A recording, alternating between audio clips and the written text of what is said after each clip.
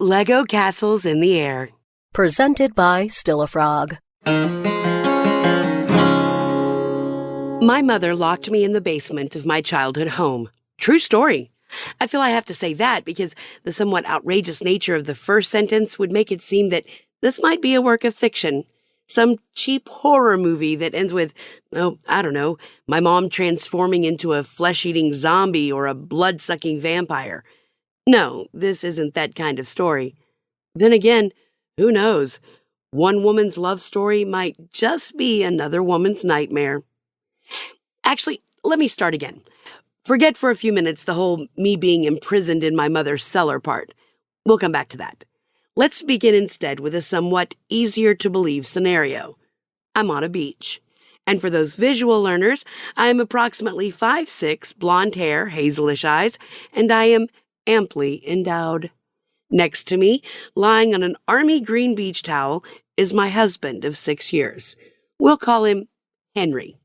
Henry just seems like the name of a guy who is subdued, potentially possessing a tinge of ominous, but without being too serial killer creepy. And that's the nicest thing I can say about my former husband. He wasn't too serial killer creepy. So we're on this beach in Honolulu. I'd always dreamed of going to Hawaii. Palm trees and exotic women performing in grass skirts that swished hypnotically. What Honolulu with my husband was, however, entailed alarm clocks obnoxiously blaring at 6:30 a.m. 6:30 in the morning. Itineraries that left no room for improvisation, lest you be court-martialed. His towel wasn't army green by accident. It was shortchanging waiters on tips because of lukewarm food and complaining to the concierge because of less than ideal weather conditions that surely should have been within human control. The last straw came on our final day there. In paradise. This, mind you, was basically supposed to be a kind of couples retreat for us.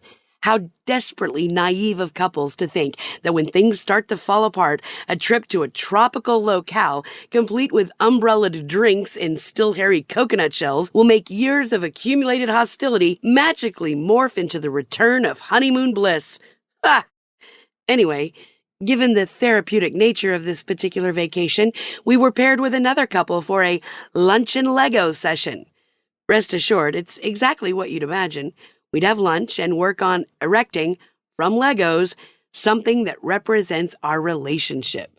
And yes, that is as insanely difficult as it sounds. So, not serial killer Henry and I are busy building, I don't know what the hell we're building, something that looks a little like the Starship Enterprise or maybe a giant tortoise. Could be both, who knows. What this implies about our marital union is anybody's guess. Perhaps we were bound to go where no man has gone before, at turtle speed. Maybe we were onto something with our lopsided Lego construction after all.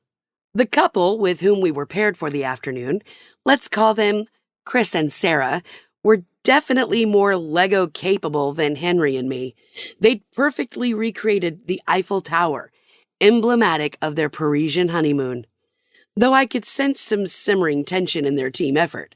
Chris was a pretty quiet guy, the kind of guy who would point to a silence your cell phone sign in a library before your phone even had a chance to ring. Sarah, on the other hand, well, Sarah was effervescent is the only way I can think to describe her. Just bubbly and fun to be with, and you carried that feeling with you throughout the rest of your day, so that you yourself seemed bubbly and fun too, regardless of the personality stamped on your birth certificate. If it sounds like I was in awe of Sarah, it's because I was. Again, for the visual amongst you, she was brunette, about my height, athletic build, with deep dark eyes. Her face was both movie star soft and still somewhat chiseled. I couldn't stop staring. You can therefore imagine how disoriented I became when I felt a hand upon my thigh. Gentle at first, and then deliberate. Sarah's hand. And I liked it. I jumped. I knocked over my drink, the Starship Enterprise toppled, the Eiffel Tower collapsed. It was absolute Lego chaos. Are you kidding me, Beth? I'm Beth, by the way. For Christ's sake, look what you did. That was almost finished, Henry scolded. What, pray tell, was almost finished, I replied. Do you always have to be a complete klutz, he shot back. This is exactly what is wrong with our marriage. You never think. Beaten down by the Lego-induced shame he was heaping upon me, I stayed quiet. Sarah, however, was not so quiet. Is that how you talk to your wife? Seriously? It's fucking Legos, you dick, and it didn't even look like anything. She was squeezing the top of my shoulder as she defended me. You don't talk to a woman that way, especially your wife. Didn't the army teach you manners? That was our last night in the grass-skirted Shangri-La. Needless to say, there would be no sheet changing required the next morning. In fact, it'd be about a week before Henry and I even exchanged words. When we did speak again, boy, was it a doozy. We'd just finished dinner in deafening silence. He looked up then, dropped his fork, and completely out of the blue said, "Are you a dyke?" Excuse me? You heard me. Answer the question, Beth. Are you? In Hawaii, when that bitch came at me— She didn't come at you, Henry, I replied. Yes, she did, he shot back. When she started screaming at me, she grabbed your shoulder. Are you kidding? I just met Sarah that afternoon, like you. I don't know, he wondered aloud. I just can't shake the feeling. I will spare you the bloody back and forth that ensued over the next couple months. Same way I will also spare you the endless details included in our divorce agreement. Funny, they call it a divorce agreement. Seems oxymoronic, doesn't it? Then again, maybe that's the only thing you can agree on at that point. Henry had been right. And that is the easiest and hardest thing I've ever had to admit. It's not at all what led to our breakup. It never really is just one thing. But he'd been right, nevertheless. It was about a month and a half after our divorce was official that I first slept with Sarah. Her happy marriage also proved to be of the not ever after variety. She lived about 4 hours away. We usually met somewhere in between. And that, my friends, is the perfect title for my memoir, Somewhere in Between. It was hard, damn hard to leave my life, the normal married life I'd had with Henry, and venture into this great unknown, this new exciting existence I created with Sarah, simultaneously intoxicating and calming, strange and all too familiar, unnerving and reassuring, like I said, somewhere in between. By the way, this was also a painfully accurate description for my mom's basement. Let's circle back to that basement, shall we? Telling my mother about the end of my marriage was hard. Terrifying, you might say. She possesses an unrelenting sense of decorum that is Bible Belt certified. So you can only imagine what informing her about my budding relationship with Sarah was like. Hey, Mom, can we talk? Sure, hon, what about? Well, you know, it's just that since leaving Henry, I've actually been seeing someone. Really? I didn't know. Who? Ginormous deep breath in. Her name's Sarah. I'm seeing a woman, Mom. Oh. Then she gets up to turn off the stove. Silence. She serves the meal. She has yet to elaborate on her rather uninspired, oh. We eat as we politely discuss the new library placard going up in town and how last week Aunt Shelby didn't call my mom until 10 p.m. to wish her a happy birthday. Might as well not call at all, right? Right, Mom. I dutifully agree between mouthfuls.